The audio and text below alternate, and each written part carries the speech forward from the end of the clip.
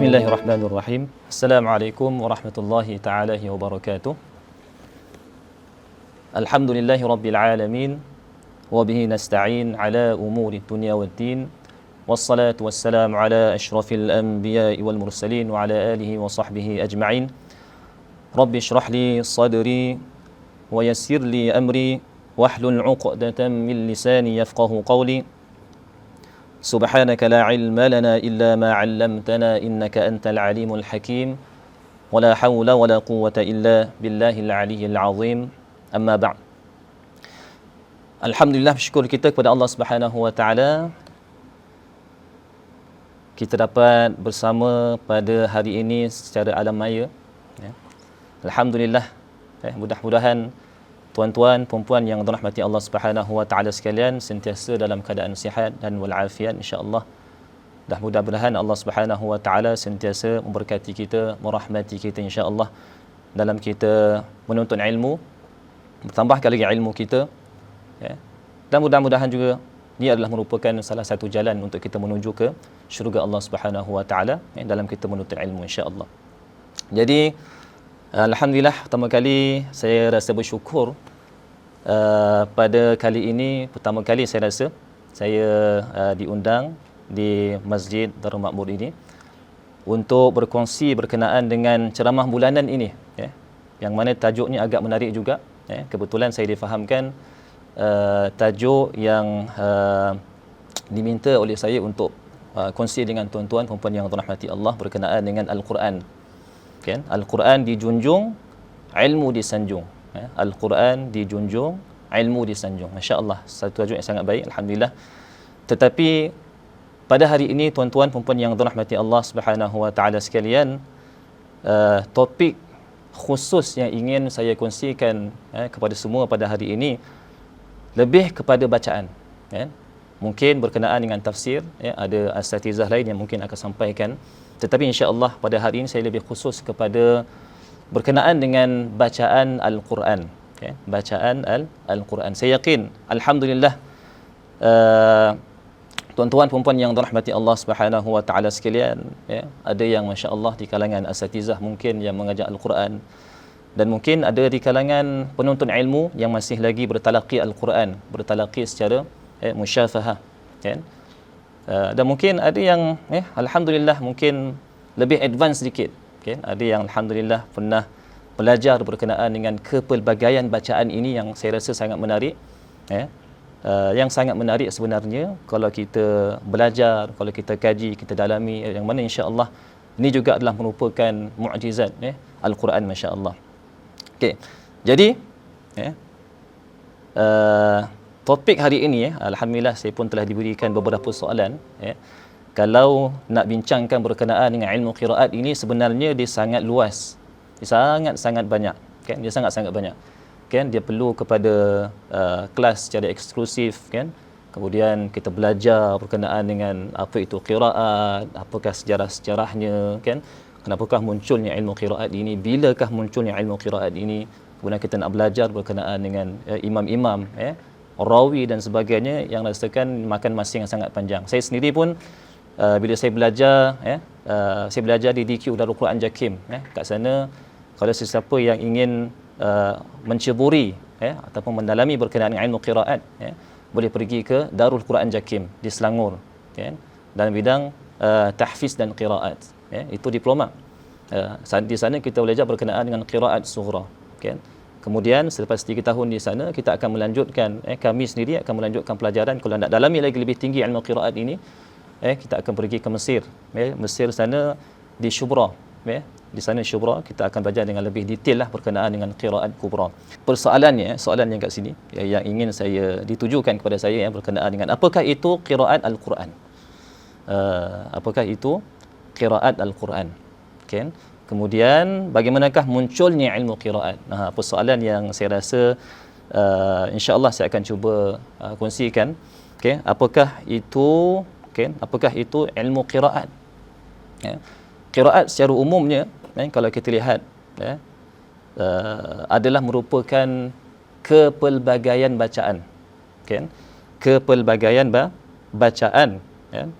Kalau kita belajar Al-Quran sekarang, apakah bacaan yang kita baca sekarang? Kita baca mengikut riwayat apa? Okay? Mungkin ada yang mengetahui siapakah imam bacaan qiraat kita, dan kita mengikut riwayat siapa. Sebenarnya qiraat ini dia adalah merupakan kepelbagaian bacaan, yang mana sebenarnya bacaan Quran ini bukan hanya satu cara sahaja. Sebenarnya bacaan qiraat ini ada pelbagai cara.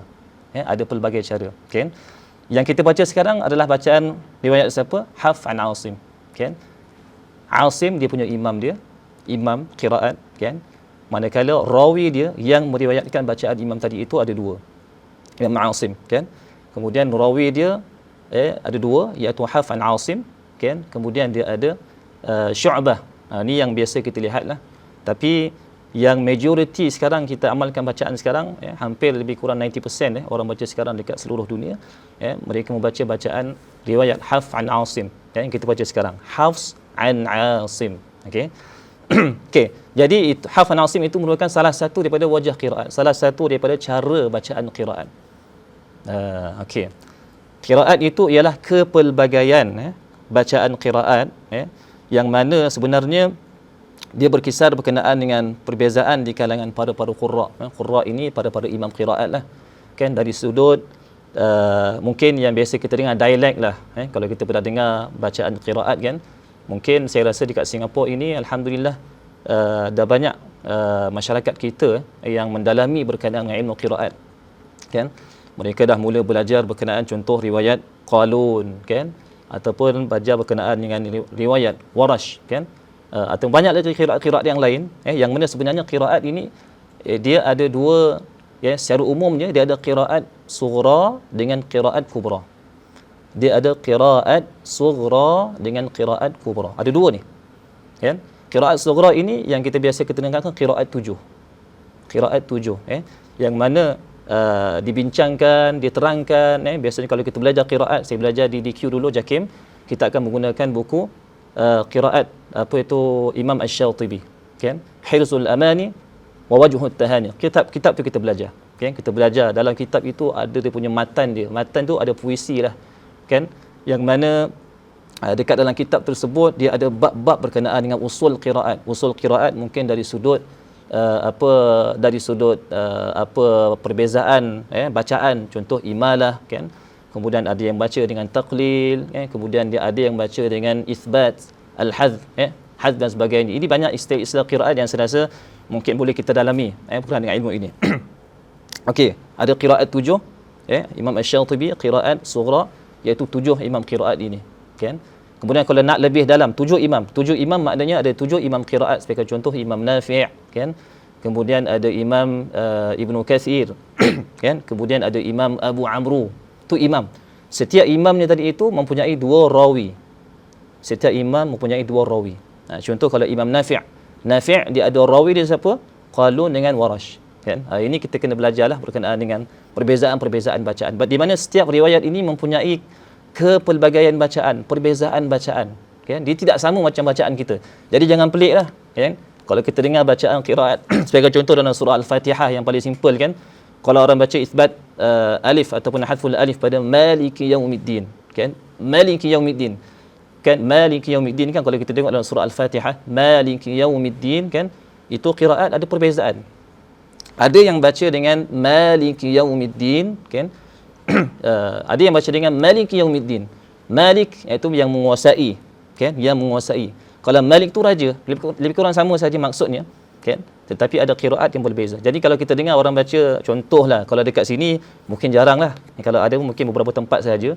Kalau kita pergi ke negara Arab sebagai contoh, kan, kalau kita pergi ke mana Mesir, ataupun kalau kita pergi ke mana di Baghdad, Iraq dan sebagainya, kalau kita dengar bacaan-bacaan yang kita rasa macam pelik, jangan terkejut. sebenarnya ada bacaan-bacaan qiraat yang lain, kan? Maliki yaumiddin. Saya sendiri pun saya pernah menjadi imam di salah satu masjid dekat Singapura ini, tak perlu disebut, okey. Jadi bila saya jadi imam, saya baca qiraat. Saya tak ingat saya baca qiraat apa. Jadi saya baca Maliki yaumiddin dan saya baca beberapa qiraat yang lain, kan? Jadi ketika itu ada orang Arab, kebetulan ada orang Arab, kan? Orang Arab datang berjumpa dengan saya selepas solat, bertanya, masya-Allah, dia katakan, macam mana penerimaan masyarakat kalau saya baca qiraat, kan? Adakah masyarakat ataupun jemaah yang berada di belakang mungkin akan bertanya, kan, macam tanya salah bacaan imam dan sebagainya, kan? Sebab saya sendiri ketika mana saya solat di negara Arab, dia kata satu imam baca Maliki yaumiddin, dia baca Maliki yaumiddin tu dia baca pendek. Jadi jemaah belakang tu kata subhanallah, kan? Imam tu baca lagi Maliki yaumiddin, kan? Jemaah subhanallah. Lalu imam tu tengok, tak apalah, setiap kali dia baca imam tu jemaah tegur dan sebagainya, tak apalah, Maliki yaumiddin. Masya-Allah. Orang Arab sendiri pun kadang-kadang keliru kalau dia tak belajar mendalami dan sebagainya. Apatah lagi kita ni bukan orang Arab, kalau kita dengar bacaannya agak pelik, kan? Jadi mungkin kita akan bertanya atau mungkin kita akan menyalahkannya dan sebagainya. Okey. Jadi sebenarnya qiraat bacaan itu ada banyak. Okey. Jadi qiraat sughra ada 7 imam. Setiap 7 imam tu ada 2 rawi, maknanya ada 14 rawi. Biasanya kita akan baca mengikut bacaan rawi yang meriwayatkan bacaan ataupun dikatakan murid kepada imam tadi itu. Jadi saya fokuskan kepada bacaan kita sekarang. Asim imamnya, rawi dia ialah Hafs an Asim dengan Syu'bah. Syu'bah, okey, an Asim. Okey. Kemudian kalau nak lebih tinggi lagi, lebih dalam lagi, ada qiraat 10 lagi. Kan? Yang dikarang oleh Imam Ibnul Jazari dalam kitab Thayyibatun Nashr. Kan? Itu dia lebih dalam, lagi banyak qiraat, lebih rumit, lebih banyak tariq, cara-cara bacaan dan sebagainya. Tapi kalau tariq tu jalan banyak tariq-tariq yang lain, kan? Macam kita sekarang bacaan Hafs an Asim mengikut tariq Hafs an Asim pun dia ada 2 tariq juga. Dia ada tariq Asy-Syatibi, kemudian dia ada tariq Al-Jazari. Nampak? Hafs an Asim juga. Tetapi kalau Asy-Syatibi, Hafs an Asim ini dia cuma satu tariq sahaja. Kan? Dia punya perbezaan bacaan yang kita belajar sekarang, kan? Ada imala, ada naqal, kan? Kemudian dia ada raum, kan? Kemudian dia ada apa lagi? Perbezaan kita rasa bacaan-bacaan yang gharib ini tak banyak. Kan? Tak banyak. Kan? Tetapi kalau kita dalami lagi berkenaan dengan Hafs an Asim min tariq Al-Jazari yang lebih tinggi sedikit, kan? Jadi dia ada banyak, lebih kurang 52 tariq, masya-Allah, Ada 52 tariq. Tariq maknanya ada 52 tariq, ataupun riwayat yang membaca bacaan tersebut. Nak kena belajar tu lebih rumit, kan? Ada yang baca dengan panjang 6 harakat, kan? Terutamanya kalau biasanya kalau Hafs an Asim yang tariq Asy-Syatibi dengan Al-Jazari, kan, dua-dua ini, kan, biasanya orang akan cakap perbezaan ni adalah berkenaan dengan mad munfasil. Siapa yang pernah belajar mad jaiz munfasil dengan mad jaiz munfasil ini, dia boleh baca dengan tawassut. Tawassut 4 harakat ataupun 5 harakat, ataupun kita baca dengan biqasrin munfasil. Kita baca dengan 2 harakat pada mad munfasil. Hatta kalau bacaan Hafs an Asim ini pun kita kena belajar. Perbezaan dia sangat ketara. Kan? Walaupun tak banyak tapi sangat ketara, yang mana kita tidak boleh mencampur aduk. Kejap kalau kita baca 4 harakat pada mad jaiz munfasil, kita baca 2 harakat, kita tidak sekata, itu tidak boleh. Kan? Kalau kita pilih bacaan Hafs an Asim yang tariq Asy-Syatibi 4 harakat, kita semua 4 harakat. Kan? Tapi kalau kita nak baca bacaan Hafs an Asim yang tariq Al-Jazari 2 harakat, kan? 2 harakat pada mad jaiz munfasil, maka kita kena ikut. Tapi dia ada punya kaedah-kaedah yang perlu dipelajari dan kita tidak boleh macam sesuka hati untuk membacanya saja tanpa kita pelajarinya terlebih dahulu. Okey, jadi itu persoalan berkenaan dengan saya banyak. Kan? Ada kalau Ibnul Jazari kalau lebih tinggi qiraat kubra tadi itu dia ada 10 lagi. Tambah lagi ada 3 imam yang besar. Kan? Terutamanya kalau kita belajar Imam Nafi', Imam Ibnu Katsir, kemudian Imam Abu Amru, kan? Kemudian Imam Asim, Hamzah, Kisai, kan? Kemudian ada Abu Ja'far, Ya'qub, Khalaf al-Ashir. Ini kalau kita belajar banyak, sangat-sangat banyaklah, kalau kita nak dalami ilmu qiraat ni. Okey, jadi persoalannya. Okey, itu qiraat Al-Quran. Apakah kepelbagaian bacaan qiraat? Tata cara bacaan qiraat. Okey, jadi persoalannya, bagaimanakah munculnya ilmu qiraat ini? Kan bilakah munculnya ilmu qiraat ini? Okay? Jadi kita nak kena faham, ilmu qiraat ini adalah merupakan bacaan, kepelbagaian bacaan. Sebenarnya, kan, sejarah pendidikan qiraat ini telah berlaku, telah bermula sejak zaman Rasulullah sallallahu alaihi wasallam lagi. Rasulullah sendiri merupakan salah seorang ketua qurra, ataupun Rasulullah sendiri yang mendapatkan kepelbagaian bacaan tersebut, kan, Daripada siapa? Jibril alaihi salam. Daripada Jibril alaihi salam. Kan? Pada ketika itu kan, kalau kita pernah baca hadis Nabi sallallahu alaihi wasallam apa berkenaan kalau dikatakan dekat sini kan, riwayat Ibnu Abbas, Rasulullah sallallahu alaihi wasallam pernah bersabda, kan dikatakan aqra'ani Jibril ala harfin, mana Jibril telah membaca kepadaku dengan satu huruf, kan, satu bacaan, kan, faraja'tuhu falam azal astaziduhu, kan, kemudian dia minta supaya apa ditambahkan lagi, okay? Meminta ditambahkan lagi bacaan yang lain, sampailah wa yaziduni hatta intaha ila sab'ati ahruf, ditambahkan lagi bacaan daripada 1, 2, 3, 4, 5, 6, 7 kan, okay? 5, 6, 7 sampai dari 7 bacaan, sab'ah ahruf, 7 bacaan, masya-Allah, kan. Kenapa sampai begitu? Kenapa begitu? Sebenarnya kenapa Rasulullah sallallahu alaihi wasallam meminta Jibril mengajarkannya sampai kepada 7 bacaan? Sebab pada ketika itu orang Arab, orang Arab kan dia pelbagai suku, dia pelbagai puak, sangat banyak, bangsa dan sebagainya kan. Kemudian mereka juga dengan pelbagai puak suku dan sebagainya mempunyai pelbagai dialek bahasa, lahjah yang berbeza. Kalau dia nak baca dengan satu wajah cara bacaan saja membuatkan mereka sukar untuk baca, kan. Jadi disebabkan tadi itu Rasulullah meminta Jibril alaihissalam mengajarkannya 7 huruf sampai kepada 7 huruf, 7 huruf. Jadi pada ketika itu, sejarah ni kan, Rasulullah memberi bacaan, Rasulullah sallallahu alaihi wasallam mengajarkan bacaan-bacaan tersebut kepada para sahabat. Mengajarkan bacaan tersebut kepada para sahabat. Kan? Ada para sahabat yang mendapat daripada Rasulullah sallallahu alaihi wasallam dengan bacaan yang sedemikian. Contoh, kan? Ada sahabat-sahabat yang lain Rasulullah ajarkan dengan bacaan qiraat yang berbeza dengan sahabat yang ini. Berbeza, tak sama. Ada sahabat lain dengan mendapat bacaan qiraat yang lain, maka tidak sama pada ketika itu, kan? Sangat banyaklah. Dan ada juga pada ketika itu, sebagai contoh, kan, para sahabat yang bernama sebagai contoh Ubay bin Ka'ab.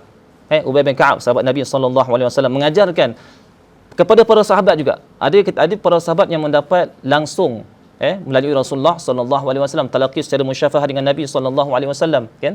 Tapi ada juga para sahabat yang mendapatkan bacaan daripada para sahabat yang telah membaca, yang dapat daripada Rasulullah sallallahu alaihi wasallam, sebagai contoh Ubay bin Ka'ab, kan? Siapa yang ambil bacaan daripada Ubay bin Ka'ab tadi itu, iaitu sebagai contoh Abu Hurairah, Ibnu Abbas, kan? Abdullah bin Ayyash dan sebagainya, kan? Ada juga para sahabat yang mengajarkan bacaan Rasulullah yang dapat daripada Rasulullah sallallahu alaihi wasallam tadi itu kepada para tabi'in, kan? Banyak lagi lah para tabi'in mengajar, ajar dan sebagainya. Nampak tak berbeza, kan? Dan ada juga sebagai contoh Abdullah bin Mas'ud mengajarkan bacaan kepada Al-Aswad bin Yazid An-Nakhai, kan? Mengajar bacaan kepadanya. Nampak? Ada para sahabat yang mengajarkan pada tabi'in. Maka pada ketika itu para jemaah tuan-tuan perempuan yang dirahmati Allah Subhanahu wa taala sekalian, para sahabat pada ketika itu sangat berbeza bacaannya. Maknanya perbezaan bacaan, pengajaran bacaan qiraat tadi itu telah berlaku pada zaman Rasulullah sallallahu alaihi wasallam. Sehingga kan kalau diceritakan dalam sebuah hadis yang diriwayatkan oleh Umar radhiyallahu anhu, pernah menceritakan suatu ketika, ni berkenaan dengan apa diceritakan dalam hadis sahih Al-Bukhari, beliau rujuk, again, hadis yang ke-4608, menceritakan berkenaan dengan kisah ketika mana Umar, Sayyidina Umar radhiyallahu an pernah menceritakan suatu ketika Sayyidina Umar ini dia pernah mendengar Hisham bin Hakim, kan? Hisham bin Hakim tadi itu menjadi imam. Dia solat di belakang dia dengan membaca surah Al-Furqan. Kan? Membaca surah Al-Furqan. Kan? Pada ketika itu dia dengar bacaan Hisham bin Hakim tadi itu dengan bacaan yang dia tak pernah dengar. Yang dia rasa dia bacaan tadi itu lain, bukan begini caranya Rasulullah ajarkan kepadaku. Tapi kenapa Hisham bin Hakim ini baca bacaan qiraat yang berlainan ni? Kenapa ni? Persoalan ni sekarang kan. Okey. Jadi pada ketika itu dia rasa marah. Sayyidina Umar ni kan garang kan? Marah. Lalu pada ketika itu dia rasa macam nak tarik je kepala dia, nak tarik bahu dia, selendang dan sebagainya. Tapi kata, tak apalah, aku sabar dulu kan sampai dia habis. Selepas habis dia tarik Hisham bin Hakim tadi itu, kau baca bacaan apa ni? Kan? Bagi dia salah. Aku baca bacaan apa yang aku dapat dari Rasulullah. Kata kadzabta. Bukan begini cara ni, tipu ni, bukan bacaan begini, kan? Ya betul. Lalu Sayyidina Umar membawa Hisham bin Hakim ini berjumpa dengan Rasulullah sallallahu alaihi wasallam. Maka pada ketika itu Rasulullah pun sabar dulu, minta Hisham bin Hakim baca bacaan surah Al-Furqan tadi kan, dibaca, kemudian Nabi kata apa? Bacaan dia betul. Wa kadzalika unzilat. Begitulah Al-Quran diturunkan. Kan? Kemudian Sayyidina Umar pun baca juga surah Al-Furqan, bagi contoh kan, dibaca. Nabi kata apa? Wa kadzalika unzilat. Begitulah juga Al-Quran diturunkan, kan? Lalu Nabi kata apa? Inna hadzal Quran, sesungguhnya Quran itu diturunkan dengan unzila ala sab'ati ahruf, diturunkan dengan 7 huruf, faqra'u ma tayassara min. Maka bacalah apa yang mudah bagi kamu. Subhanallah. Maknanya munculnya qiraat ini iaitu bermula pada zaman Rasulullah sallallahu alaihi wasallam, dia ajar kepada para sahabat. Para sahabat pun ada rasa perbezaan begitu kan. Apatah lagi ketika mana Nabi sallallahu alaihi wasallam wafat. Kan, ketika mana Islam telah berkembang kan, ke seluruh dunia, bagi contoh kan, pada ketika itu kan, bila Islam telah tersebar di banyak negara-negara yang lain yang mungkin bukan Arab, pada ketika itu bukan orang Arab kan, pada ketika itu kita bayangkan para sahabat ni mengajarkan kepada tabi'in kan, mengajarkan kepada tabi'in yang lain, sahabat-sahabat lain tadi mengajarkannya dengan pelbagai bacaan. Pada ketika itu sampai pada zaman Sayyidina Uthman kan, berlakunya persisihan, saling salah menyalahkan, salah bacaan sampai berlakunya perang dan sebagainya. Dan akhirnya Sayyidina Uthman kata tak jadi ni, dia nak kena kumpulkan balik Al-Quran. Lalu dikumpulkan menjadi satu mushaf, dan setiap mushaf itu ada tujuh mushaf tadi itu dihantar di setiap kota Mekah, kemudian Kufah, Basrah dan sebagainya, dengan salah satu seorang sahabat imam yang mengajarkan bacaan qiraat kepada di merata tempat tadi itulah, di Kufah, Basrah dan sebagainya. Dan maknanya bacaan qiraat ini masya-Allah telah muncul pada zaman Rasulullah sallallahu alaihi wasallam lagi. Itu sedikit ringkasan yang dapat saya kongsikan berkenaan dengan persoalan yang diajukan kepada saya tadi itu, berkenaan dengan apakah itu qiraat Al-Quran dan bilakah munculnya ilmu qiraat. Mudah-mudahan insya-Allah terjawab soalan yang telah saya kongsikan tadi itu, jawapan yang telah saya kongsikan insya-Allah. Okey. Jadi alhamdulillah kita pergi pula kepada soalan yang kedua. Dalam apa sinopsis ini mengatakan bahawasanya, ustaz, di dunia ini ada berapa banyak qiraat? Okey, pun saya dah jawab tadi sebenarnya, tapi tak apa. Dan mengapakah kita harus ikut bacaan qiraat Imam Hafs? Kenapa kita tak ikut bacaan qiraat yang lain? Okey. Ini mungkin satu persoalan yang sangat menarik untuk dikupas, untuk dikongsikan. Okey. Jadi di dunia ini ada banyak qiraat. Seperti mana saya cakapkan tadi kan, ada 7 qiraat, ada 10 qiraat, kemudian ada pecahannya lagi. Kan setiap qiraat imam tadi itu ada 2 rawi dia, dan 2 rawi tadi itu ada tariq yang berbeza. Tariq itu maksudnya anak murid kepada rawi. Bayangkan. Subhanallah. Nak katakan bahawasanya ini adalah merupakan Allah janji kan, inna nahnu nazzalna dzikr wa inna lahu lahafizun kan. Sebenarnya aku yang menurunkan Al-Quran, kami yang menurunkan Al-Quran tadi itu, dan kami yang akan menjaganya. Subhanallah. Untuk mengelakkan daripada orang yang kadang-kadang mungkin membaca dengan cara yang salah, dengan mungkin baris yang salah dan sebagainya. Memang kita lihat sekarang alhamdulillah Quran yang kita ada sekarang ni semua dah ada baris, dah ada titik kan, masya-Allah, sangat-sangat mudah. Kalau berbanding pada zaman ketika mana Quran dikumpulkan pada zaman Sayyidina Abu Bakar, kemudian dikemas kinikan lagi pada zaman Sayyidina Umar kan, pada ketika itu belum ada baris, belum ada titik kan. Bila sampai kepada satu zaman tabi'in tadi itu, Abu Aswad Ad-Du'ali, yang antara pelopor ataupun yang dilihat sebab ketika mana bacaan Al-Quran Islam telah tersebar kan, kemudian mereka meniru bacaan, pada ketika itu tidak ada baris dan banyak melakukan kesilapan baris dan sebagainya, maka ada usaha antaranya Abu Aswad Ad-Du'ali kan, kemudian ada banyak Ahmad Al-Farahidi dan sebagainya. Mereka alhamdulillah dengan usaha para ulama dahulu adalah Al-Quran kita sekarang yang ada baris lengkap dengan sekarang pun ada tajwid, ada kala-kala dan sebagainya, ada waqaf dan ibtidak. Masya-Allah, sangat-sangat membantu untuk kita membaca Al-Quran dengan tepat dan betul. Okey, jadi dekat dunia ada banyak qiraat, saya cakap ada 10, ada 7, ada 10 dan sebagainya. Itu saya rasa nak kupas mungkin pada sesi yang lain, mungkin dalam kelas dan sebagainya. Dan persoalannya sekarang, mengapakah kita harus mengikut bacaan qiraat Imam Hafs? Okey. Mengapakah kita harus mengikut bacaan qiraat Imam Hafs ataupun riwayat Hafs? Imam Asim, rawi dia Hafs. Okey. Ni persoalan yang menarik. Kalau kita lihat bacaan Hafan Asim. Hafan Asim, beliau adalah Hafan Asim ini adalah salah seorang yang tekun dalam mempelajari ilmu qiraat. Beliau sangat lama. Dia bukan hanya khatam sekali saja dengan Imam Asim, bukan sekali saja, malah berpuluh-puluh kali bertalaqi dengan Imam Asim. Kalau kita belajar Imam Hafs kan, Asim tadi itu dia ada dua rawi, Hafs dengan Syu'bah. Antara Hafs dengan Syu'bah ni, kalau saya pernah baca berkenaan dengan sejarahnya, Hafan Asim ini dibaca puluhan kali, lebih banyak berbanding dengan Imam ataupun riwayat Syu'bah tadi itu. Kan, bertalaqi sangat banyak kan, dengan gurunya iaitu Imam Asim kan. Dan maka pada ketika itu kan, beliau juga merantau kan, pergi ke Baghdad kan, mengajar Al-Quran di Baghdad, Iraq kat sana kan. Kemudian pergi lagi mengajarkan Al-Quran, menyampaikan bacaan Al-Quran tadi itu di Mekah. Kita bayangkan pada ketika itu berapa ramai orang yang datang berpusu-pusu ke Mekah, ke Baghdad dan sebagainya kan. Banyak yang datang ke Mekah belajar dengan Hafan Asim tadi itu kan, sehingga kan bacaan Hafan Asim ini menjadi bacaan yang lebih ramai ataupun majoriti bacaan seluruh dunia ini membaca bacaan Hafan Asim.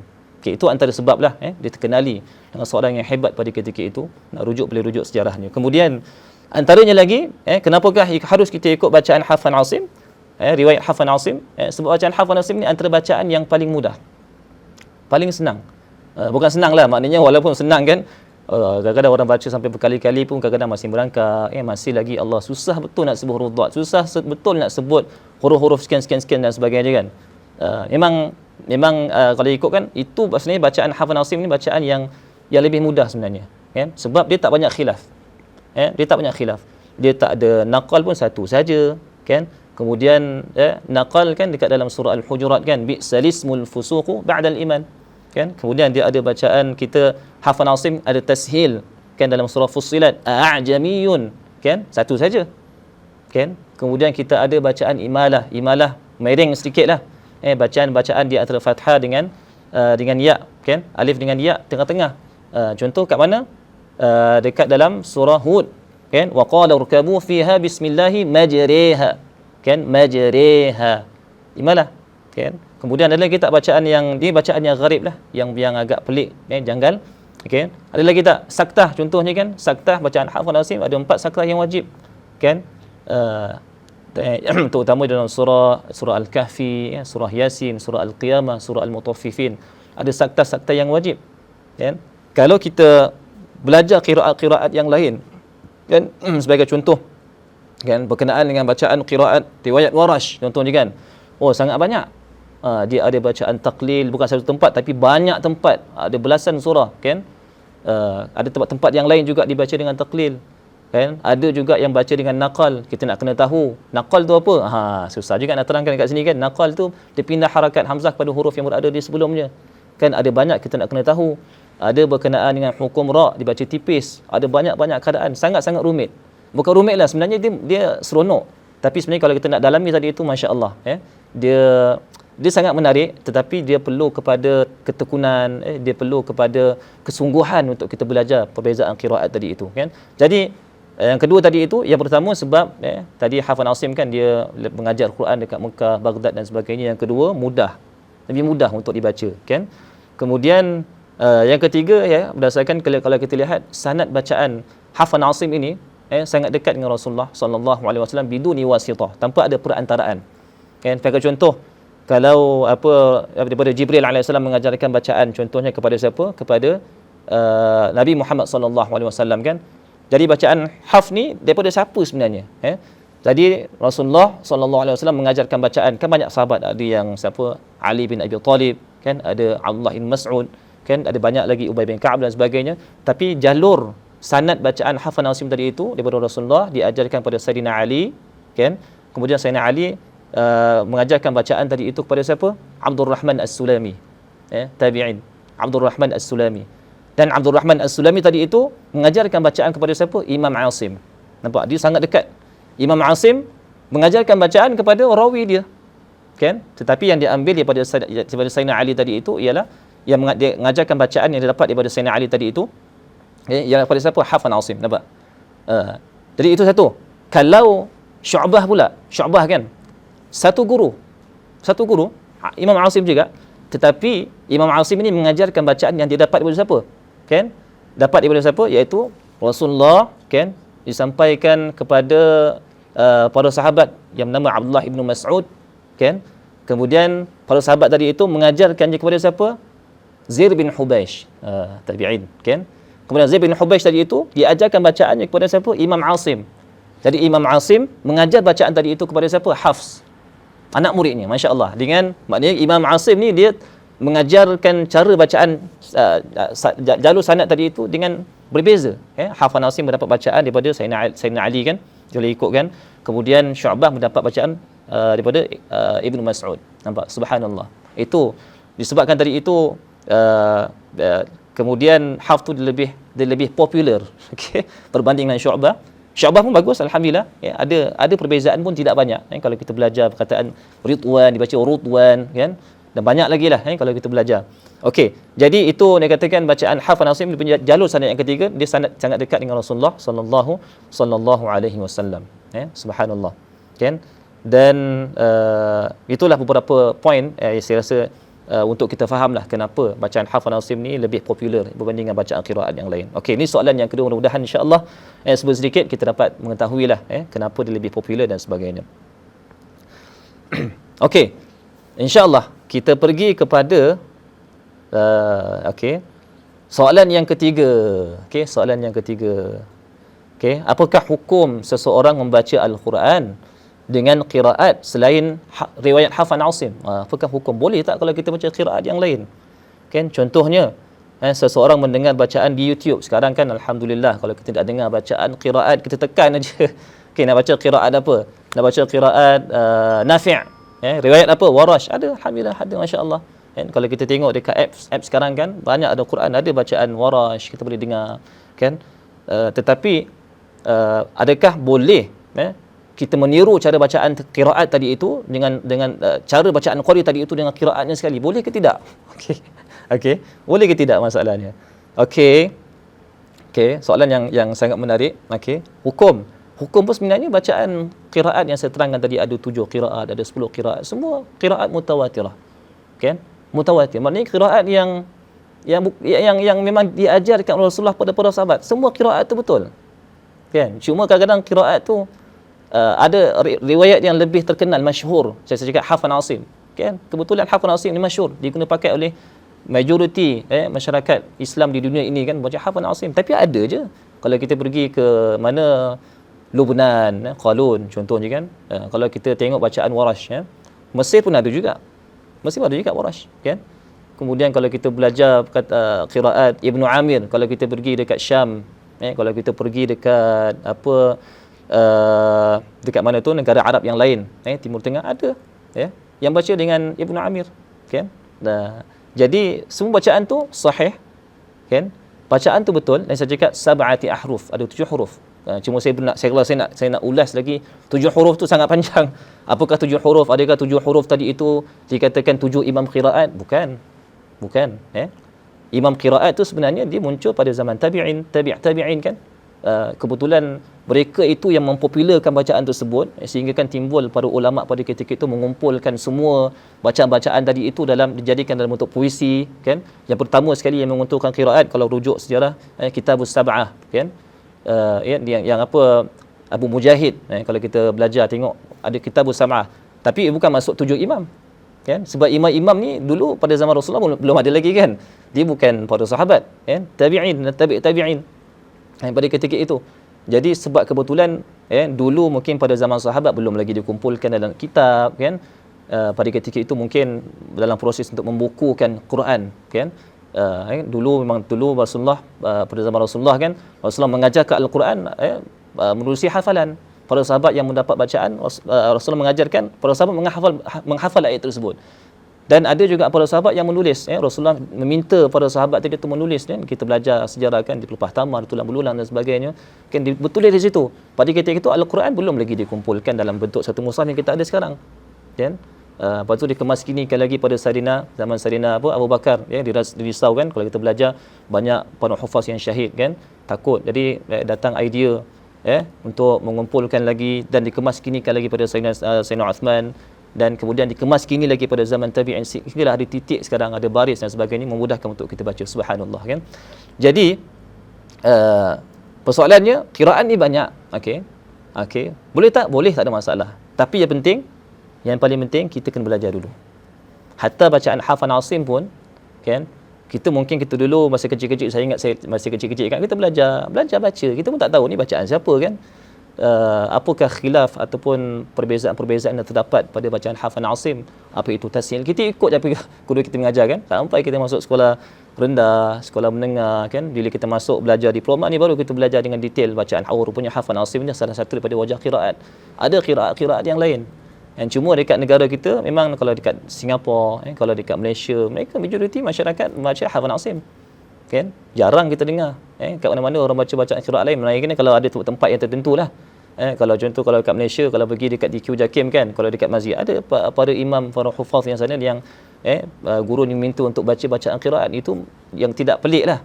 Kan? Yang peliknya kalau kita baca qiraat yang berlainan, kan, contoh kalau saya dah belajar qiraat riwayat Warash kan, jadi pun saya bawa dekat Masjid Darul Makmur ni, contoh saya bawa baca kan, confirm kita tak ada penerangan apa itu qiraat kan, kita terus baca, confirm saya kena hentam contohnya kan, apa ni imam baca salah ni okay. Mana ada bacaan macam Pakistan ke, ada banyak imalah dan sebagainya, tidak begitu. Maknanya boleh baca kan, tetapi kadang-kadang kita bacaan qiraat yang penting kita kena belajar dulu. Kalau kita tengok dalam YouTube, kadang-kadang kita boleh tiru. Hatta kalau kita baca bacaan Hafan Asim pun. Kadang kita tak pergi, sekarang Alhamdulillah Ustaz, saya ada kemudahan, saya boleh buka YouTube, saya boleh buka MP3, saya boleh buka macam-macam, saya nak cari, senang nak belajar Quran ni. Kan, saya boleh tiru sebiji. Tapi sebenarnya bila kadang-kadang saya ada orang yang macam tu, saya dengar, datang saya, bacaan, dia boleh ikut lagu. Masya-Allah, mungkin ada kelebihan diberikan Allah kepadanya, boleh meniru lagu tersebut. Tetapi sebutan bacaan yang tadi itu salah. Tidak tepat, kan? Kenapa? Sebab Al-Quran ini memerlukan kepada proses bertalaqi, kan? Rasulullah sallallahu alaihi wasallam sendiri bertalaqi dengan Jibril setahun sekali kan? Setahun sekali, masya-Allah. Kan? Di akhir kewafatan baginda 2 kali. Rasulullah sendiri bertalaqi every year, setiap tahun. Kita sendiri, masya-Allah, ya. Kita cuba muhasabah balik berapa banyak yang kita belajar Al-Quran, berapa banyak guru kita, berapa kali kita khatam dalam masa setahun. Kan? Kan, mungkin kita cuba, kita, bagi saya, kalau saya sini, kalau anak murid saya cakap, kita jangan merasa puas hati dengan bacaan kita, kan, jangan puas hati. Hatta syekh saya sendiri, syekh kalau di Mesir, Syekh Ridha Ali Darwish, saya tengok dia punya sanad dia banyak, walaupun digelar sebagai masyayikh, seorang yang terkenal di mana, di Shubra sana, Syekh Ridha Ali Darwish. Saya tengok dia pergi bertalaqi di mana, di Mekah, di Madinah. Saya tengok dia pergi ke negara-negara Arab, walaupun dia seorang syekh, bertalaqi dengan syekh yang lain. Subhanallah. Kan? Apatah lagi kita ini bukan orang Arab, kita orang Ajam, kan? Jadi kita cuba muhasabah. Maknanya Al-Quran ini adalah satu pembelajaran yang berterusan. Jangan kita rasa puas hati dengan bacaan yang kita ada. Cari guru. Cari guru yang mutqin.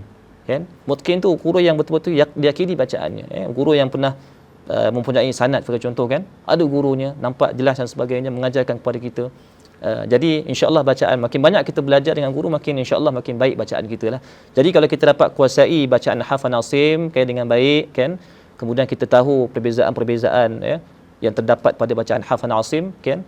Kemudian kalau kita nak belajar qiraat lain, silakan. Bagi saya boleh kan, tetapi sebenarnya ada nanti soalan yang lepas ini insya-Allah saya akan jawab. Okey, tapi nak katakan kita sebenarnya kalau kita dengar boleh kan, dengar kan, tetapi kalau kita nak amalkan sebaiknya jangan, selagi mana kita belum belajar betul-betul, berjumpa dengan guru yang tahu berkenaan dengan contoh Warash, bacaan riwayat Warash kan, kita belajar, kita bertalaqi dengannya kan, so baru kita boleh baca. Sebab baru kita yakini kita ada asas yang kuat kan. Berbanding kalau kita dengar, kita ikut, kita bawa dalam solat lagi kan, jangan. Memang pasti akan berlaku kesilapan. Percayalah kan. Maknanya kita nak kena cari guru. Kan? Jadi okey, jadi kita dengar boleh, kena belajar dan kita amalkan. Okey. Banyak kita boleh dengarlah insya-Allah Mudah-mudahan bila kita dengar ni timbul minat. Saya ada juga yang bila saya jadi imam dekat masjid kemudian saya baca bacaan qiraat, ada yang datang jumpa Ustaz baca bacaan apa ni Ustaz, saya nak belajar boleh? Nampak? Dia nak belajar, masya-Allah. Okey, insya-Allah saya cuba cari masa yang saya ajar, alhamdulillah dia belajar dan alhamdulillah beliau sangat minatlah. Yang penting qiraat ni sebenarnya minat sebenarnya. Minat. Kadang-kadang ada orang ahli seni bacaan ni kan kepelbagaian bacaan, kadang ala susahlah, satu bacaan sudahlah katakan, bacaan banyak lain tu susah nak belajar kan. Bergantung kepada masing-masing kan, tetapi apa yang paling penting mantapkan dulu bacaan hafal Asim. Mantapkan dulu. Yang penting pastikan kita dah khatam dengan guru yang mutqin kan, kita dah belajar berkenaan dengan teori tajwid. Sebab kalau tajwid ni dia ada kaitan dengan qiraat. Dia saling berkait rapat, dia tidak boleh dipisahkan kan. Kalau kita macam ni, kita nak baca qiraat lain sedangkan mad jaiz munfasil, mad muttasil pun, mawajib muttasil pun kita tak kenal kan. Macam mana kalau kita nak baca qiraat kan, kalau bacaan imalah pun kita tidak tahu kan, apakah itu imalah, apakah itu taqlil, apakah itu fath kan. Banyak benda-benda yang terasa masya-Allah.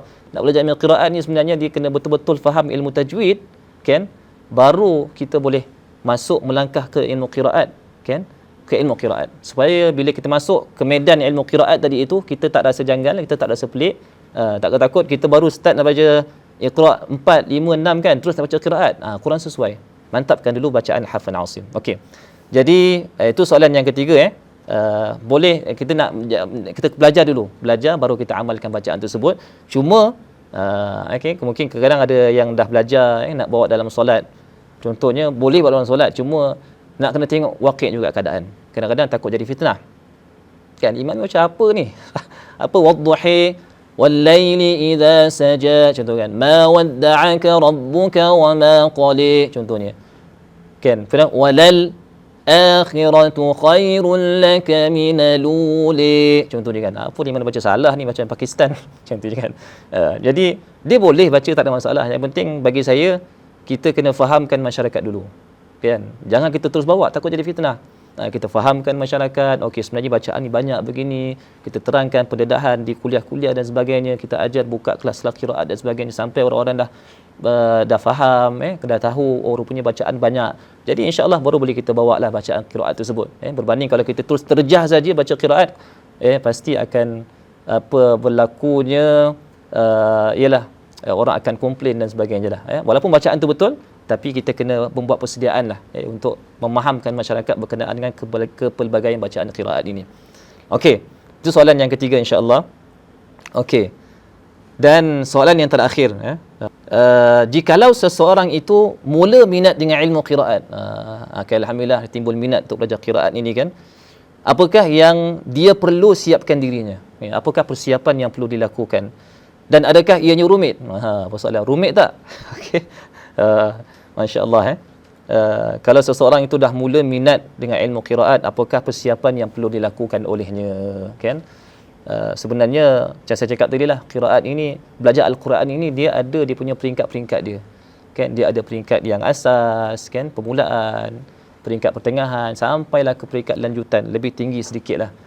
Jadi bagi saya minat tu dah ada, alhamdulillah, teruskan kan, tetapi nak belajar al-Quran ini kita kena step by step, secara tahap bertahap kan, supaya kita dapat mengetahui, kita dapat memahami, kita fahamkan dulu, kita betulkan bacaan kita, baru kita melangkah ke bacaan qiraat-qiraat yang lain kan.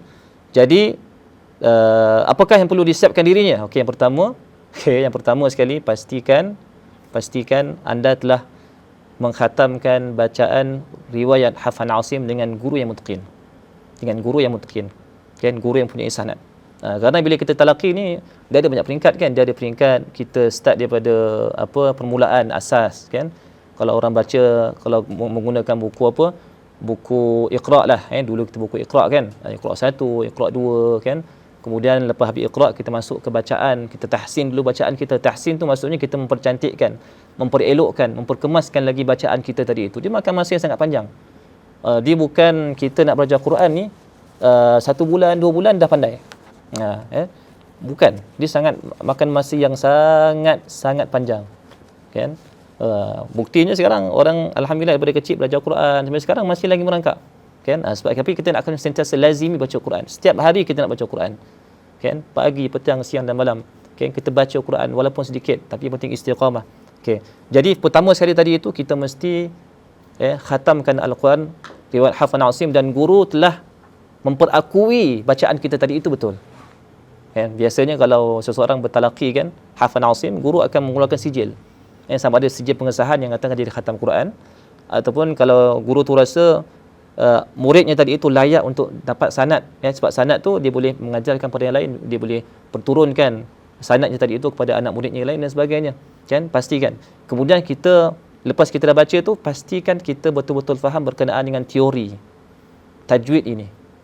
Saya cakap ilmu tajwid dengan qiraat dia saling berkait rapat, dia tidak boleh dipisahkan. Kan? Kita kena tahu berkenaan dengan hukum al-mudud, kan? Banyak mad asli, mad far'i, kan?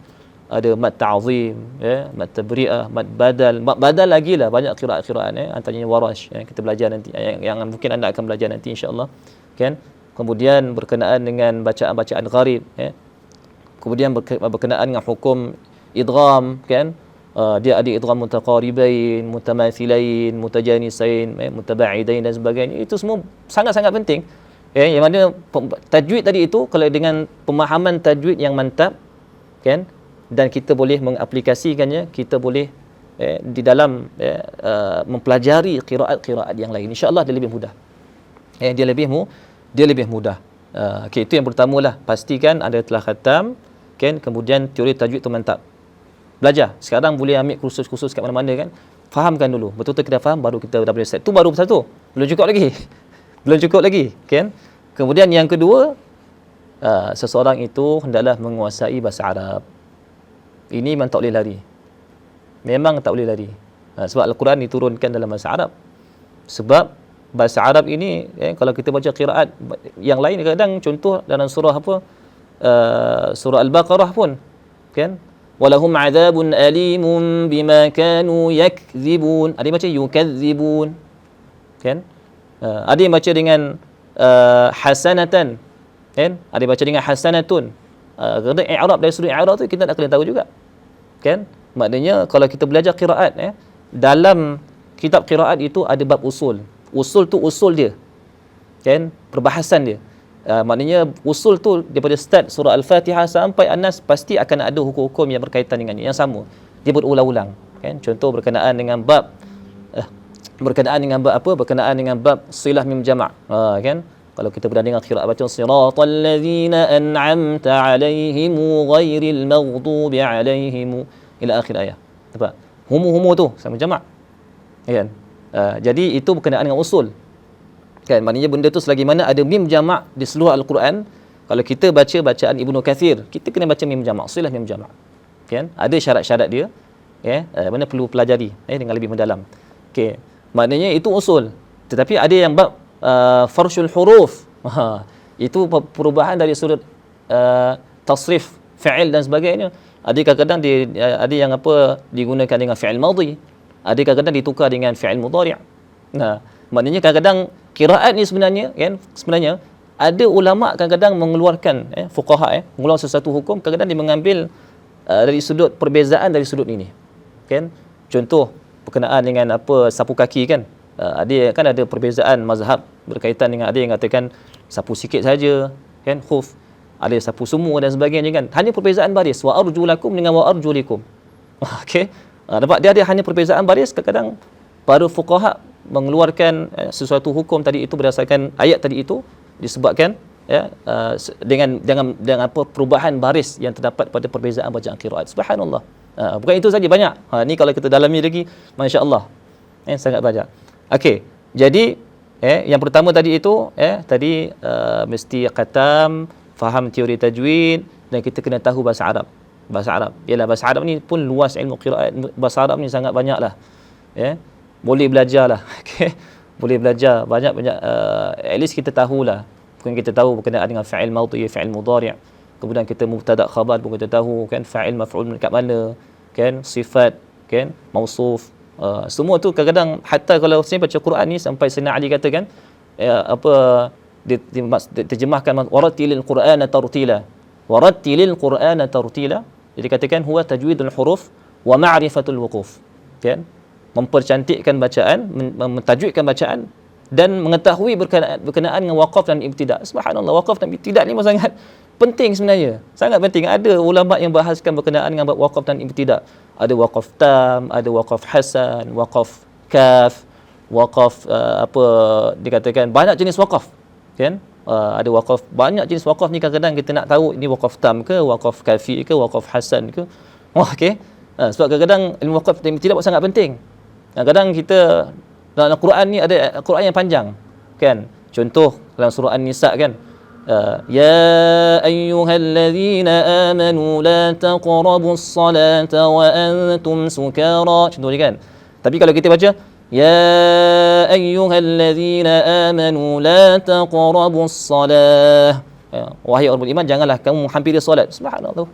Insya-Allah kalau sengaja tu, wal a'yadzu billah, nampak? Salah waqaf pun dah boleh membuatkan maksud lain. Kita ni bukan orang Arab, kalau orang Arab dengar, apa ni? Jangan hampiri solat. Nampak? Bahaya. Sampai ke itu para ulama membahaskan, membukukan bab berkenaan waqaf dan ibtida' yang mana dimemerlukan kepada bahasa Arab. Kita kena faham berkenaan dengan bahasa Arab. Banyak lagi contoh-contoh yang boleh dekat situ. Dan kemudian yang seterusnya, yang keempat, saya rasa yang keempat, seseorang itu sebenarnya nak belajar qiraat ini nak kena hafal Quran. Okey. Terus saya cakap, nak belajar qiraat sebenarnya perlu menghafal Al-Quran. Kan? Sebab macam saya cakap, qiraat ini kalau nak belajar kan ada puisi-puisi yang dikarang oleh Imam Asy-Syatibi, puisi-puisi yang dikarang oleh Imam Ibn Jazari, kan? Yang mana di setiap bait-bait tadi itu ada kalimat-kalimat yang khusus. Dikatakan okey, ni dekat mana, ni dekat mana. Kalau kita tak hafal Quran, kan? Confirm kita akan lost. Kita kat mana ya? Kalau orang hafal Quran, ni dekat surah Ar-Rum, ni dekat surah Al-Hijr, ni dekat surah Muhammad, perbezaan, kan? Jadi macam sangat-sangat membantu. Sebab memang kalau saya sendiri kalau belajar Quran nak menceburi, mendalami ilmu qiraat ini, saya syarat dia nak pergi Mesir Syubra tu mesti hafal Quran. Syarat dia mesti hafal Quran. Okey. Nak tak nak mesti hafal Quran. Maknanya kalau kita nak belajar secara menyeluruh lah, semua sekali. Sangat banyak. Cuma sekarang ni yalah kadang-kadang tak semua orang yang dipilih lah. Kadang-kadang ada hanya orang yang mungkin dipilih oleh Allah Subhanahu Wa Taala. Masing-masing kan ada kepakaran masing-masing. Ada yang kadang-kadang dia lebih kepakaran dalam bidang ilmu fiqh contohnya, kan. Ini kepakaran dalam bidang ilmu berkenaan dengan tauhid, kan. Ada yang syariah dan sebagainya, kan. Kalau nak menguasai semua ilmu tu, masya-Allah, kan. Masing-masing ada bidang masing-masing, kan. Jadi sebenarnya kalau nak betul-betul mendalami itu ikut dia punya jalur yang betul. Kalau betul-betul lah nak belajar. Cuma sekarang ni tak mengapalah. Kadang-kadang ada orang, tak apalah Ustaz, saya nak tahu, saya minat satu riwayat je. Dia nak baca satu ifrad. Kan, dia belajar usul. Dia tak mungkin sekarang ni kalau saya sendiri mengajar menggunakan kitab Al-Usul Nayirat, kan, dia ada terangkan satu ifrad. Okey, ni qalun, okey, apa perbezaan bacaan dia terangkan, kan. Kemudian yang itu nak baca ifrad tu untuk belajarlah. Maknanya dengan tujuan kita nak tahu. Itu silakan, boleh, tapi pastikan betul-betul kita dah khatam Quran, kita dah betul-betul faham berkenaan dengan cerita. Kalau tak, kita susah nak faham. Okey, pastikan kita betul-betul faham. Okey, tapi dengan niat maknanya itu kita baca satu, kan. Tapi makan masa yang sangat panjang lah. Sebab kalau betul-betul saya belajar sendiri, saya belajar dekat dekat Quran Jakim, kan, di Selangor, saya kena hafal matan. Dia guru cakap kalau nak betul-betul nak faham, nak jadi betul-betul faham, mahir berkenaan ilmu qiraat ni, matan Asy-Syatibi ni panjang. Bait dia ada lebih 1,150 lebih kot ingat saya. Dia punya bait dia sangat banyak. Nak kena hafal. Macam kena hafal Quran, nak kena hafal Quran lagi, nak kena hafal matan. So matan tadi pun ada rumus-rumus dia macam matematik. Dia ada rumus ifrad, ya, ada yang secara untuk seorang, ada yang jamak, kan.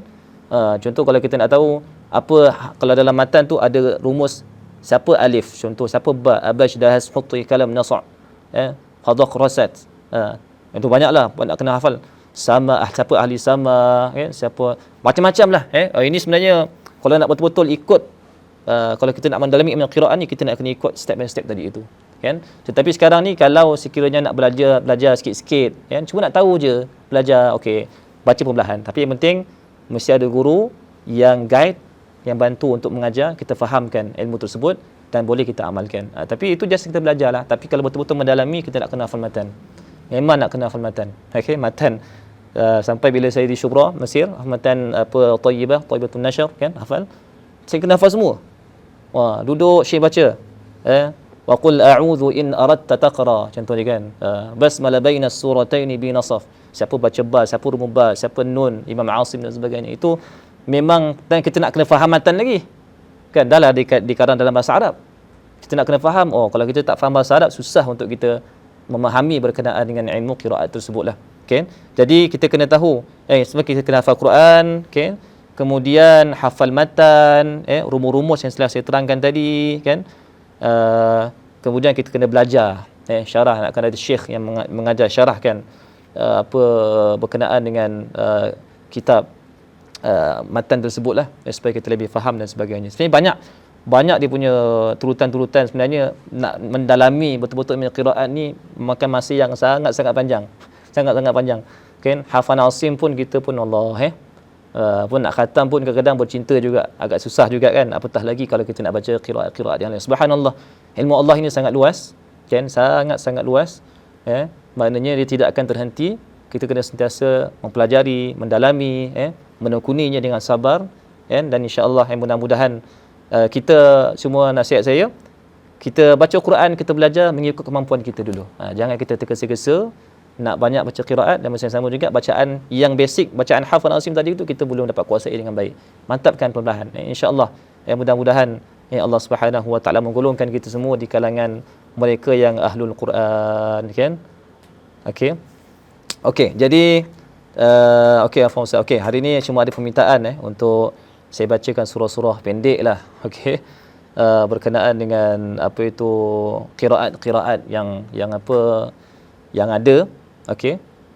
Contoh mungkin saya boleh ambil surah Az-Zalzalah lah. Okey. Surah Az-Zalzalah. Kalau saya baca, saya lebih gemar kadang-kadang bila saya baca dalam solat, saya akan baca bacaan riwayat khalaf. Kan? Riwayat khalaf, kan? Jadi dia ada apa? Dia ada imalah, kemudian dia ada apa itu berkenaan dengan naqal dan sebagainya. Boleh insya-Allah. Okey, cuma satu surah sajalah. Okey, saya perkenalkan satu bacaan qiraat bacaan qiraat khalaf, riwayat khalaf dalam surah Az-Zalzalah. Okey, boleh insya-Allah. Ni cuma dengar, boleh nak tiru boleh tiru, tapi kena belajarlah. Kena belajar dengan guru dan sebagainya. Okey. A'udzu billahi minasy syaithanir rajim.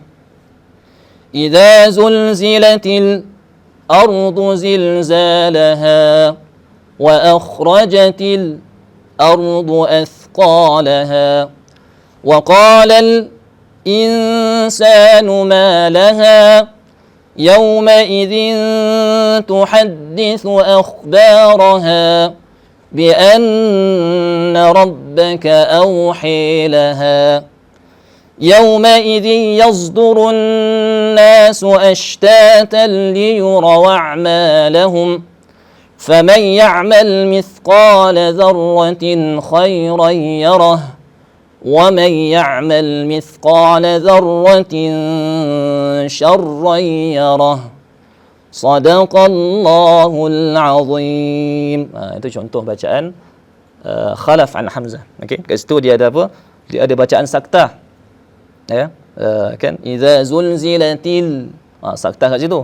Saktah tu maksudnya kita berhenti sekejap, kita mengambil nafas.